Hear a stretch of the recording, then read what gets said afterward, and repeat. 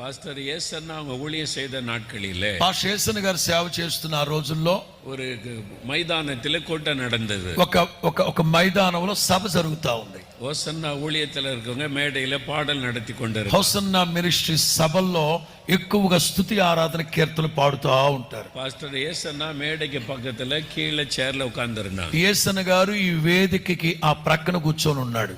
அவங்க பாட்டு முடிந்த பிறகு மேடையில் ஏறி பிரசங்கம் பண்ணுவாங்க. ఈ పాటలు స్తుతి ఆరాధన ముగించాక దైవజనులు యేసన్న గారు వేదిక మీదకి వచ్చి వాక్యం చెప్తారు. అది వరకు మడిలో బైబిల్ வைத்துக்கொண்டு ఉకాందరు. అంతవరకు ఒళ్ళో బైబిల్ పెట్టుకొని కింద కూర్చొని ఉన్నాడు కుర్చీలో. அங்க கூட்டத்தில் இருந்து ஒரு தாயார் ஒரு வாலிபனை கூட்டிட்டு வந்தாங்க. ఆ ప్రార్థనా కూటానికి వచ్చిన ఒక తల్లి వాళ్ళ కొడుకుని తీసుకుని యేసన్న గారి దగ్గరికి వెళ్ళింది. அவனால எளிமை நடக்க முடியாது. ఆ కుర్రాడు ద్వారా లేచి నడవలేని పరిస్థితి. రెండు కాళ్ళను வளைந்திருந்தது. రెండు కాళ్ళు మెలికలు తిరిగిపోయి వంకరగా ఉన్నాయి. அவன் சிறு பிள்ளை போல தவழ்ந்து கொண்டுதான் வந்தான். వయసు పెద్దదే గాని చిన్న పిల్లోళ్ళలాగా పాక్కుంటూ దేక్కుంటూ యేసన్న గారి దగ్గరికి వెళ్ళారు. యేసన్న పాస్టర్ வந்தாங்க. యేసన్న గారి దగ్గరికి తీసుకెళ్లారు. தாயார் சொன்னாங்க என் மகனுக்காக ஜெபம் பண்ணணும். ఆ తల్లి అందంట నా కొడుకు కోసం ప్రార్థన చేయండి అయ్యా. நடக்க முடியாது.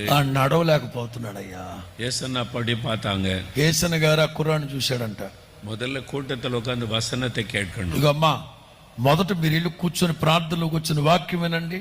நான் கடைசியில ஜெபம் பண்ணுவேன். చివరిలో నేను మీకోసం ప్రార్థన చేస్తాను. உட்கார்ந்து பிரசங்கத்தை అప్పటి వరకు మీరు వాక్యం వినండి. அந்த అమ్మ ఉடனே అళ ఆరంభించిటా. వెంటనే ఏడవడం ప్రారంభించింది. நாங்க ரொம்ப தூரத்துல இருந்து வர்றோம். అయ్యా మేము చాలా దూరం నుంచి వచ్చామయ్యా. கூட்டம் முடிஞ்ச பிறகு பஸ் வசதி இல்ல. ప్రార్థన ముగించాక మాకు తిరుగు ప్రయాణానికి బస్ సౌకర్యం లేదు. இப்பவே நீங்க ஜெபம் பண்ணிருங்க. దయచేసి ముందుగా ప్రార్థన చేసేస్తే మధ్యలో మేము వెళ్ళిపోతాం. நான் கடைசி பஸ்ஸுக்கு போயிருவோம். లాస్ట్ బస్ లో మేము వెళ్ళిపోతాం అంది. ரொம்ப కన్నీరోட சொன்னா. పాప కన్నీళ్లతో ఆయన అడిగింది యేసన్న గారు. పాస్టర్ గారు பார்த்தோనే ఇరకం అంది. పాప యేసన్న గారికి వాళ్ళని చూసి కనికరం వచ్చింది. ఉடனே அந்த పైన కూపిட்டாங்க. వెంటనే ఆ పిల్లోని పిలిచాడు యేసన్న గారు. அவன் அப்படியே தவழ்ந்து கொண்டே. పాప ఆ పిల్లోడు దేక్కుంటూ పాక్కుంటూ యేసన్న గారి దగ్గరికి వెళ్ళాడు. அவனை பார்த்து యేసన్న கேட்டாங்க. ఆయన చూసి యేసన్న గారు అడిగారు, நான் உனக்கு எதற்காக ஜெபிக்கணும்? అరే దేనికోసం ప్రార్థన చేయమంటావురా నేను అని అడిగారు ఆ కుర్రాన్ని.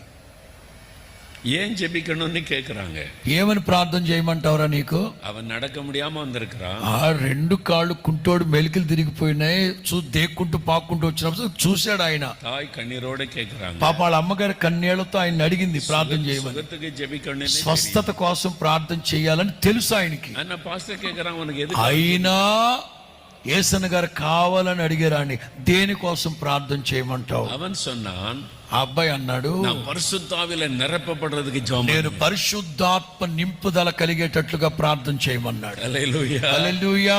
సుగం பெறுவதற்கு அவன் ஜெபிக்க கேட்டான். నాకు స్వస్థతకు పెద్ద కొద్దుగానండి, నాకు ఆత్మాభిషేకం కావాలన్నాడు. పరిశుద్ధావినాల నిరపబడను. ఆ పరిశుద్ధాత్మ చేత నింపబడాలి నేను. அதுக்கு ஜெபம் பண்ணுங்க. దానికోసం ప్రార్థన చేయండి. పాస్టర్కి ரொம்ப సంతోషం. యేసన్న గారికి చాలా సంతోషం అనిపించింది. அவன் ఆశ్చర్యంగా பார்த்தாங்க. యేసన్న గారు ఆయన ఆశ్చర్యంగా చూస్తున్నాడు. எதுக்கு உனக்கு பரிசுத்த ஆவியானவர் வேணும்? ఒరే నీకెందుకురా పరిశుద్ధాత్మ శక్తి அப்படின்னு கேட்டாங்க. అని అడిగాడు. அவன் சொன்னான், అబ్బాయి అంటాడు, பரிசுத்தாவில நிரம்பி அந்நிய பாஷை பேசினால் ஆண்டவரோட பேசலாமாமே. పరిశుద్ధాత్మ చేత నింపబడి అన్య భాషలు మాట్లాడితే దేవునితో మాట్లాడినట్టంటగా நான் இயேசுவோட பேசணும். అంచేత నేను యేసయ్యతో మాట్లాడాలి. நான் ఆవిల నిரம்பி అన్య భాష பேசணும். నేను ఆత్మలో నింపబడి అన్య భాషలు మాట్లాడాలి. நான் தேவனோட பேசணும். నేను దేవునితో మాట్లాడాలి. அதுக்கு எனக்கு அபிஷேகம் வேணும். అందుకోసం నాకు అభిషేకం కావాలి. சரியான ஒரு நோக்கம் இருந்தது.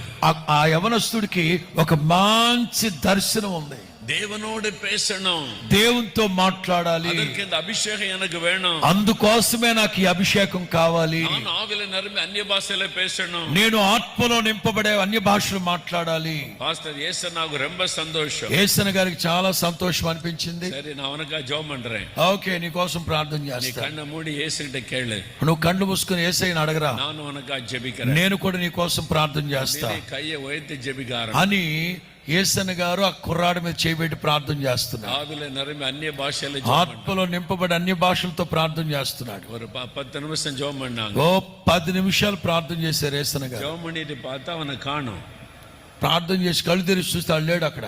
முன்னால இருந்த பையனை காணும். నా కండ్ల ముందున్నాల్సిన కుర్రాడు ఎటు వెళ్ళాడు రైడా? என்னாச்சுன்னு பார்த்தா ஆவில நிரம்பி அந்நிய பாஷை பேசி எழும்பி நின்னு துள்ளி குதி. ఏమైంది అని యేసన్న గారు కళ్ళు తెరిచి చూసేసరికి ఆడ ఆత్మలో నింపబడి గంతులేస్తూ అక్కడికి వెళ్ళిపోయినాడు. அவர் ரெண்டு கால்களை நேராய் மாறிவிட்டது. ఆ రెండు కాళ్ళు మెలికలు తిరిగిపోయిన వంకర తిరిగిపోయిన కాళ్ళు స్ట్రైట్ గా వచ్చేసి నిలువు మోకాళ్ళ మీద గంతులేసుకుంటూ వెళ్తా ఉన్నాడు. வளைந்த கால் நேராக மாறிவிட்டது. ఈ మెలికలు తిరిగిపోయిన చేతులు మరలా బాగుపరచబడ్డాయి. ஆவியானவர் எங்கோ அங்கே விடுதலை. దేవుని ఆత్మ ఎక్కడ ఉంటుందో అక్కడ విడుదల కలుగును గాక.